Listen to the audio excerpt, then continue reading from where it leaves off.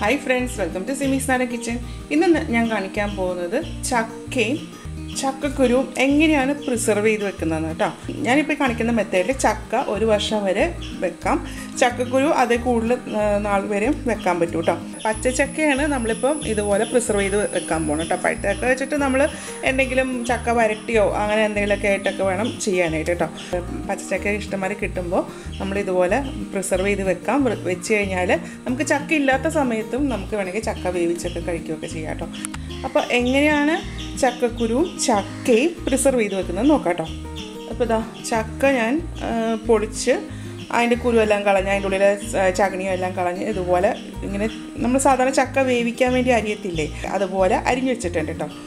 അപ്പം ഇനി എന്താ ചെയ്യേണ്ടതെന്ന് വെച്ച് കഴിഞ്ഞാൽ ഒരു പാത്രത്തിൽ കുറച്ച് വെള്ളം തിളപ്പിക്കാൻ വെച്ചിട്ടുണ്ട്, വേറൊരു പാത്രത്തിൽ കുറച്ച് തണുത്ത വെള്ളം എടുത്ത് വെച്ചിട്ടുണ്ട്.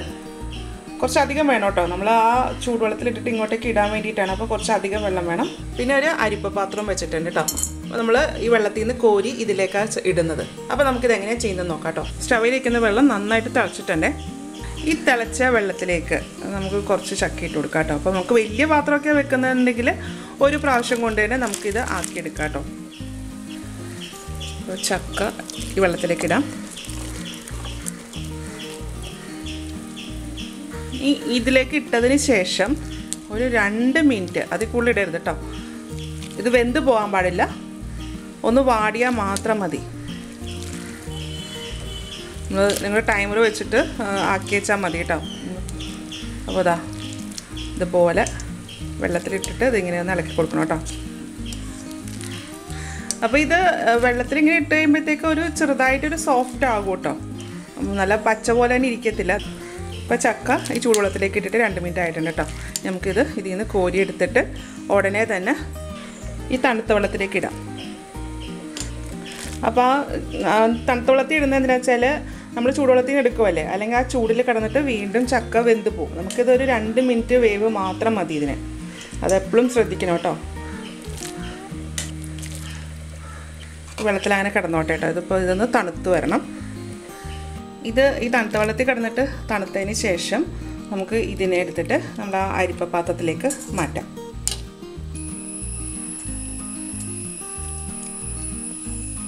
ഇപ്പോൾ ഇതിൻ്റെ അകത്ത് വെള്ളം പോയിട്ടുണ്ട്. ഇനി നമുക്ക് തുണിയുടെ മുകളിലേക്ക് നിരത്താം. ഇതുപോലൊരു കട്ടിയുള്ള തുണി വിരിച്ചിട്ട് അതിൻ്റെ മുകളിലേക്ക് ഇത് നിരത്താം.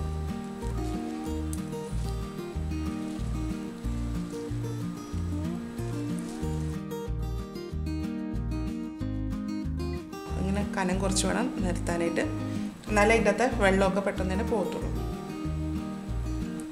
ഇതുപോലെ നമുക്ക് എല്ലാ ചക്കയും ഇങ്ങനെ നിരത്താം കേട്ടോ.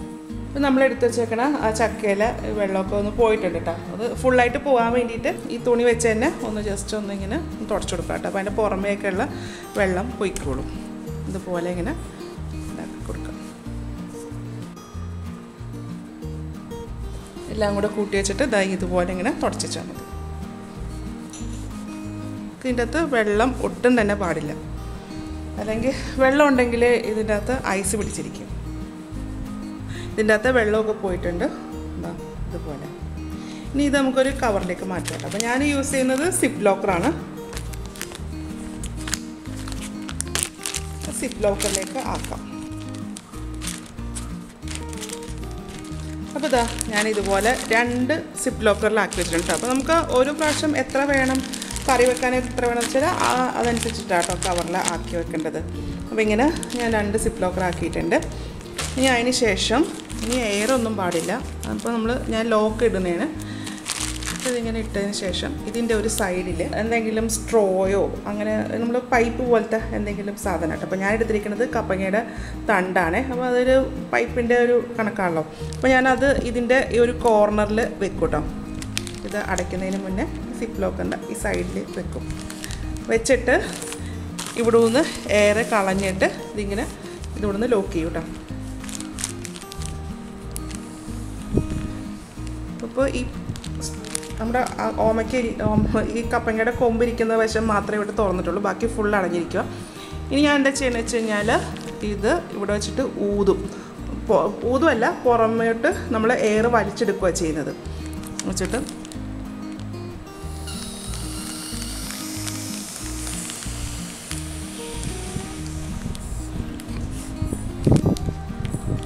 ഇതിങ്ങനെ വലിച്ചിട്ട് പെട്ടെന്ന് തന്നെ ഈ കപ്പങ്ങയുടെ തണ്ട് ഊരിയെടുക്കണം കേട്ടോ. അപ്പോൾ ഇതിൻ്റെ ഉള്ളിൽ എയർ ഒട്ടും ഉണ്ടാവില്ല കേട്ടോ. അപ്പോൾ ഒന്നും കൂടെ കാണിച്ചിടാം. അത് പിന്നെ എയർ കയറി അതിൻ്റെ അകത്ത്.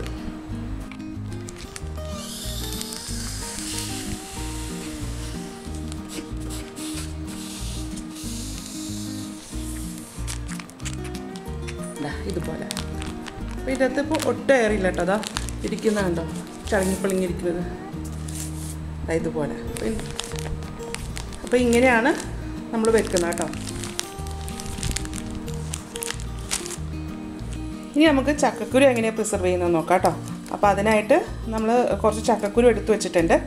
ചക്കക്കുരു എടുക്കുമ്പോൾ കുറച്ച് ഉണങ്ങിയ ചക്കക്കുരു എടുക്കാൻ നോക്കാം കേട്ടോ. അതുപോലെ മുറിഞ്ഞ ചക്കക്കുരു ഒന്നും എടുക്കാൻ പാടില്ല. ഇതുപോലെ മുറിഞ്ഞിട്ടുള്ള ചക്കക്കുരു ഒന്നും പാടില്ല കേട്ടോ. കുരു എടുത്ത് വെച്ചിട്ട് ഏകദേശം ഒരാഴ്ചയോളമൊക്കെ ആയ ചക്കക്കുരു കേട്ടോ. ഇപ്പം നന്നായിട്ട് ഉണങ്ങി തൊലിയൊക്കെ കണ്ടില്ലേ, നല്ല പ്യുവർ വൈറ്റ് ആയിട്ടായിരിക്കണത്. ആ സമയത്ത് ഈ ചക്കക്കുരു നോക്കിക്കേ, ഇത് ഇന്ന് ഞാൻ പൊളിച്ചെടുത്ത ചക്ക കേട്ടോ, ചക്കക്കുരുവാണ് കേട്ടോ. അപ്പോൾ നമ്മൾ നേരത്തെ ചക്ക പ്രിസർവ് ചെയ്യാൻ വേണ്ടി എടുത്തില്ല, അതിൻ്റെ ചക്കക്കുരുവാണ്. അപ്പോൾ ഇതിൻ്റെ പുറമേ ഇച്ചിരി വെള്ളത്തിൻ്റെയൊക്കെ അംശമുണ്ട്. അപ്പോൾ നമുക്ക് ഇത് ഉണങ്ങിയതിന് ശേഷം മാത്രമേ നമുക്ക് ഇതുപോലെ ആക്കാൻ പറ്റുള്ളൂ കേട്ടോ. അപ്പോൾ ഇതുപോലെ നന്നായിട്ട് ഉണങ്ങിയ ചക്കക്കുരു ആയിരിക്കണം കേട്ടോ. ഇതുപോലെ.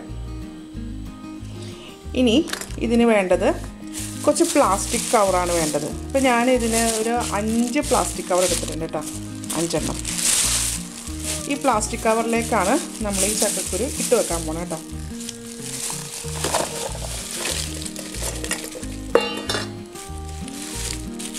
ഇടാം.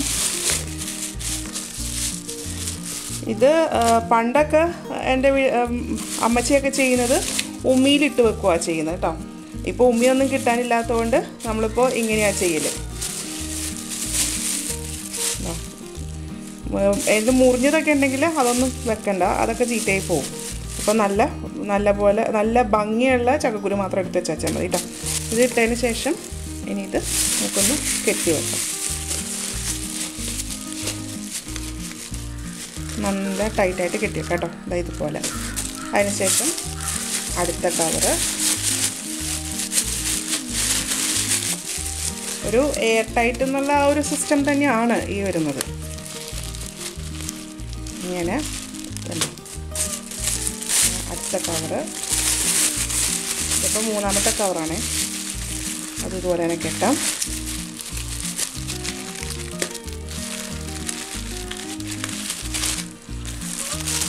നാലാമത്തെ കവറിൽ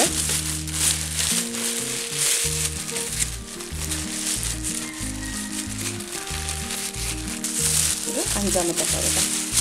അപ്പോൾ ഞാനിത് 5 കവറിലാണ് ആക്കുന്നത് കേട്ടോ. അപ്പോൾ നമ്മുടെ വീട്ടിലൊക്കെ 5 കവറിലാണ് ഇങ്ങനെ ആക്കി വെക്കുന്നത് കേട്ടോ.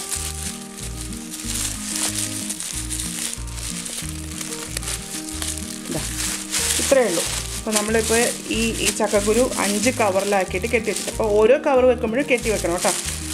അപ്പോൾ ഇങ്ങനെ കെട്ടി വെച്ച് കഴിഞ്ഞാൽ നമുക്ക് ഒന്നല്ല 1 വർഷത്തിൽ കൂടുതൽ വരെ ഇതിങ്ങനെ ചീത്തയാവാണ്ട് ഇതുപോലെ തന്നെ ഇരിക്കും കേട്ടോ. അപ്പോൾ ചിലപ്പോൾ ഇതിൻ്റെ പുറമേയൊക്കെ ഒരു കറുത്ത ഇതുപോലെയൊക്കെ വന്നിട്ടുണ്ടാവും, പക്ഷേ എന്നാലും അതിൻ്റെ ഉള്ളിലെ കുരു നല്ല ഫ്രഷായിട്ട് തന്നെ ഇരിപ്പുണ്ടാവും.